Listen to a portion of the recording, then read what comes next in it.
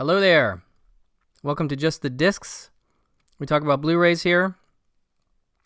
And today I'm continuing with my favorites of the year 2022 series. And it's a mix of stuff. It's some 4Ks, some single discs, a box set. You know, there's a few things here left to talk about. Some of these have squeaked in at the end of the year, so that's why I wanted to hold on doing this last round until I could check everything out, basically. So, let's start with the Criterion. This is Cooley High from 1975. It is from director Michael Schultz, and it's a really great little movie. It's set in Chicago in 1964 on the Chicago's sort of near north side. And you have a group of characters. One of them is called Preacher. That's played by Glynn Turman. And he's sort of an aspiring playwright, writer type. And his best friend, Cochise, who's an all-city basketball champion.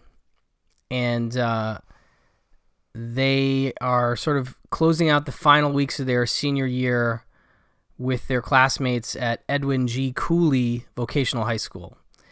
And it's just a really delightful film, you know, a portrait of some young black people living in the 1960s in Chicago. And it's a celebration of friendship and joy. And, you know, it does have some downbeat moments, but ultimately it's really an upbeat film and truly memorable and truly unique. This was certainly a period when a lot of blaxploitation films were coming out. This film's produced by AIP, but this is a different kind of movie. It's drawn some comparisons to things like American Graffiti, and I can see that. They're both sort of end of high school kind of movies set in the 60s, but this one is definitely different. And the other thing about it is the soundtracks are sort of wall-to-wall. In this case, it's wall-to-wall Motown, and it's a truly spectacular soundtrack, which really does help elevate an already great movie. So it's really neat to see. This had gotten a Blu-ray from Olive Films, I think, as a sort of a standalone, you know, bare bones kind of thing. And now it's gotten this really nice Criterion, and I'm a big fan of the movie and this release. So it is, it's a really, truly delightful movie that I really think more people need to see. So it has on it some features. There's something called Remembering Cooley High. That's about 35 minutes or so, and that's a new 2022 interview with director Michael Schultz, conducted by film scholar Raquel J. Gates. And it's a great interview. You know, he's recounting the making of the film, and Raquel Gates has some nice questions and follow-ups and things that sort of draw out more information about the whole process of making this movie. The casting, which is a fascinating story in and of itself, which gets sort of told through different versions in different parts of this disc. But it's neat to know that there were only, I want to say like 3 or 4, I guess maybe 3 professional actors, and the rest were people that were cast, were local actors or people from the neighborhood, including 2 of the thugs in the movie. They ended up being real guys that were in a local gang that actually helped the movie's production, because it was shot in Cabrini Green in Chicago, and that's a not particularly nice area, and the gangs would have harassed the film production probably a bit more if these 2 guys who were part of one of the more prominent gangs weren't part of the production. But they also end up being really good in the roles that they're cast in. These 2 sort of thuggy type guys, they're really great. But yeah, there's definitely a few non-actors and some, you know, local talent, and so that really gives the movie a neat feel, you know, to it. Let's see here. Okay, so then we have The Story of Cooley High. That's another featurette here. That's about 9.5 minutes, and that's produced for TCM in 2017. Some similar information, but it's director Michael Schultz, actor Glenn Turman. I want to say there are clips of screenwriter Eric Monti, who is sort of the basis for the Glenn Turman character, maybe in archival interviews or something like that. But he sort of based this script on his experiences growing up in Chicago and Cabrini Green, and it feels very authentic in that sense, I think, and that's what a lot of people love about it. And the fact that they filmed it there. He also helped create, Eric Monti did Good Times and the Jeffersons, which I think is really cool, but this is really sort of his baby, his passion project. So anyway, again, stuff about the casting, talking about the soundtrack stuff.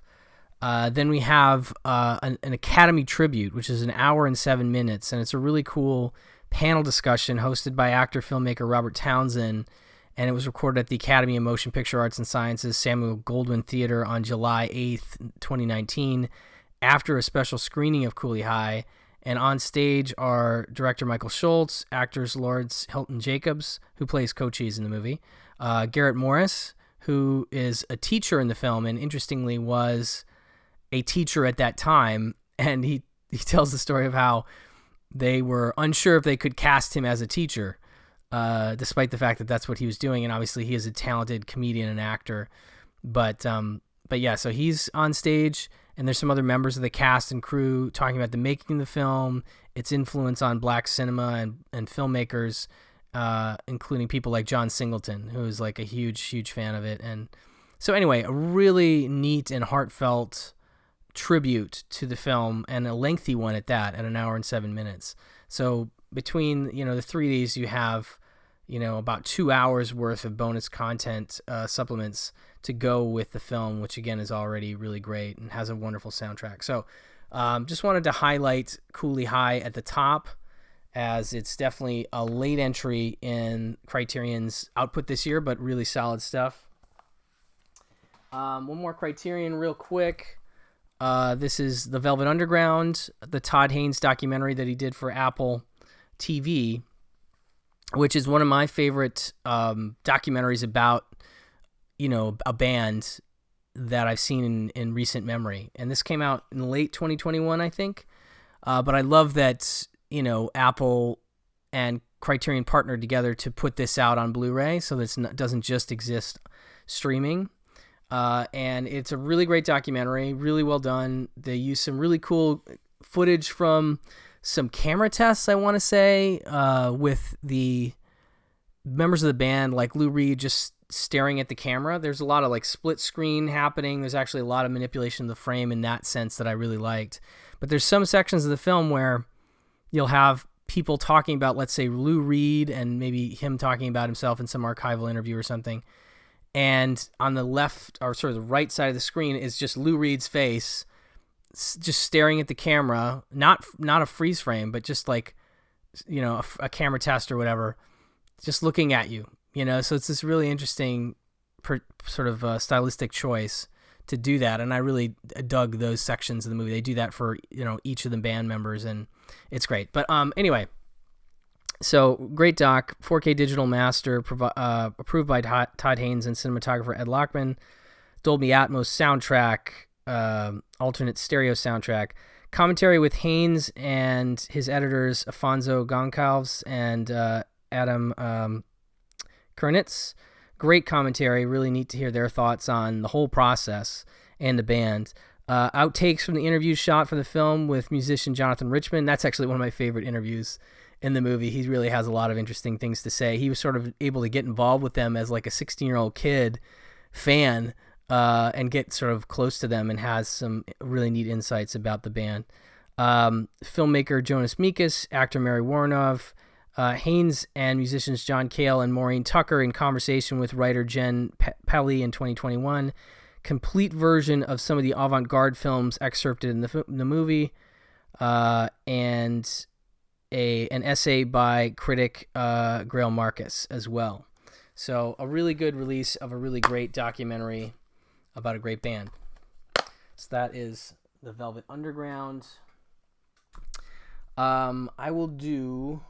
I think I'll do the box set next. I just got this in, and I've just started to go through it. I'll do a proper video, including the whole package bundle that this was a part of. But this is Imprint Films' After Dark Neo-Noir Cinema Collection number 2. This is the second of these box sets that's coming out this year, so they're just having a killer year in terms of this neo-noir stuff. Now, this is a really nice... I really did dig the first set, and this one is a great follow-up to it. You can see how big this thing is, and the films included Blue Steel, Internal Affairs, The Crimson River's Way of the Gun, The Yards, and Narc. Some big favorites for me in here. Again, this is a really nice box set with all the films in individual discs. So I put them in sort of order of my preference. Narc is my favorite in this whole set. It's Joe Carnahan's movie from, 2002. And it's just a really gritty, great cop film where Jason Patric is a really good performance. He's a cop in, I want to say it's like Detroit or something, but I'm forgetting where it's filmed. But he's assigned to this, he's basically almost thrown off the force because of an incident that we sort of see part of in the beginning of the film. He went undercover, kind of along the lines of his Rush character.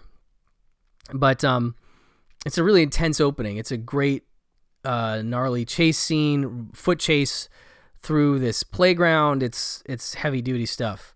And he is almost kicked off the force, but they decide to bring him back to investigate the death of another cop. And his partner is played by, the dead cop's partner is played by Ray Liotta, who's really good in this movie and really scary and kind of creepy in this way that you're like, I don't know if I trust this guy or not. And he and Jason Patric are just dynamite together, and the movie has some really nice noir vibes and just mysterious in terms of where it goes and whatnot. But I think this is the Blu-ray debut of Narc. I don't think this has had a Blu-ray yet. And it has some nice features, including the old audio commentary with Joe Carnahan and his editor from the DVD, as well as a bunch of new stuff. So you have Narc, Making the Deal, Shooting Up, The Visual Trip, The Friedkin Connection, featurettes. Those are from the DVD. But we have a whole bunch of new stuff. Chasing Ghosts interview with actor Jason Patric, which is great. Over the Top interview with director Joe Carnahan, also great. Conversation with Cliff Martinez, the composer, whose score to this film is really good. And interview with Ray Liotta from back, I think, when the DVD came out as well. So this alone is worth it for me. Like, I love this movie, and, I think that's a great addition. Blue Steel, I'm a really big fan of this one. This is Catherine Bigelow's film with Jamie Lee Curtis from 1990.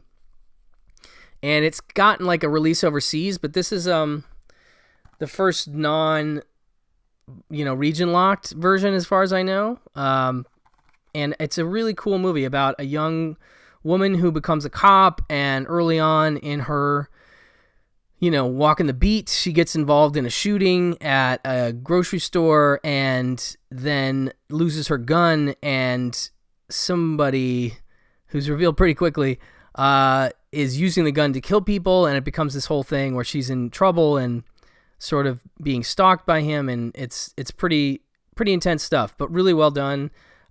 Features a crazy performance by Ron Silver, but Clancy Brown plays a sort of a cop that's above her, that's sort of helping her out. Elizabeth Pena, Louise Fletcher, music by Brad Fiedel, who did the Terminator music. And anyway, so this has a new interview with the editor, film historian, Professor Jennifer Moorman, deconstructing the film, staring down the barrel, production design interview, and a profound emotional response video essay by Chris O'Neill as well. So a really nice disc for this one.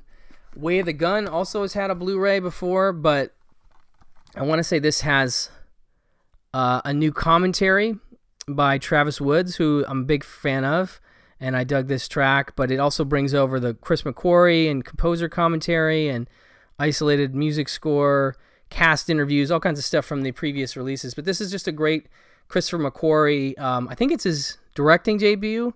Really solid, again, noir stuff with Ryan Philippe and Benicio del Toro, as well as Juliette Lewis, Taye Diggs, Nikki Katt, Scott Wilson, James Caan. Great cast, but another great addition to this. And then just a few more. We have The Yards, and we have Internal Affairs, which is also a really good one. This is Mike Figgis, I think. Yeah. And it's Richard Gere and Andy Garcia in a really great, again, very tense cop thriller. And Gere was definitely noted for his performance at the time, and he and Garcia are great, but I'm a really big fan of that one. Shot by John Alonzo, very nice. And then The Crimson Rivers as well, which is one I'm a little less familiar with, but I'm aware of. So it's another great set, and then of course we get the book as well that comes with it. So highly recommended though. This set is well worth picking up, and I'm very happy with. Again, Imprint's kind of won the year for me, like in terms of the amount of stuff they put out. I mean, Kino had a great year too in terms of the consistency of the hits, if you will.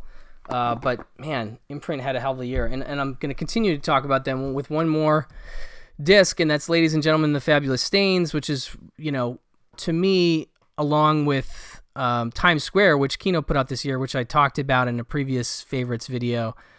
One of my favorite sort of punk girl movies from the 80s.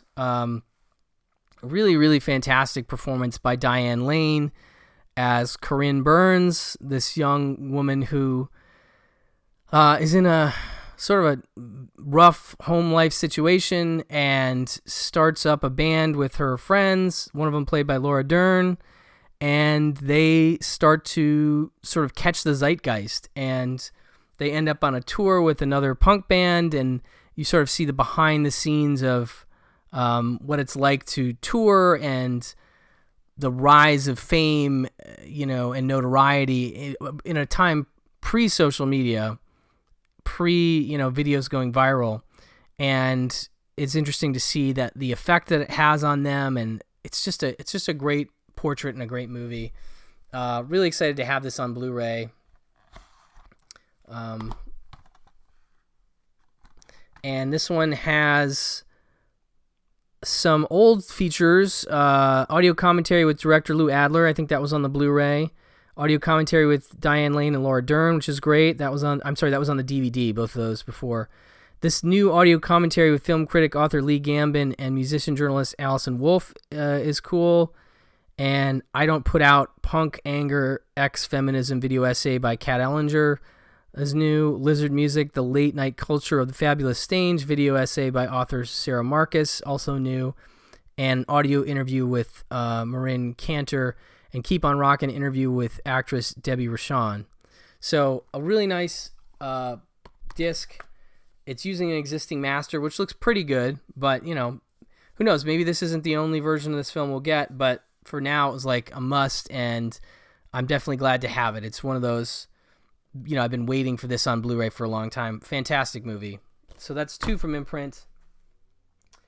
I guess you might as well just keep the Imprint train rolling while I've got you here.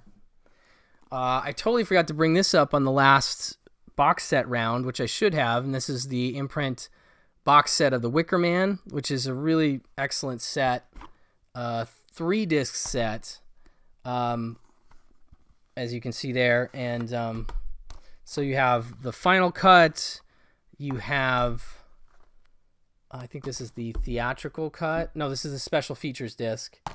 And then you have the theatrical and director's cuts on another disc. And tons of features on here. I'll just go through the back of the box. It's a little easier.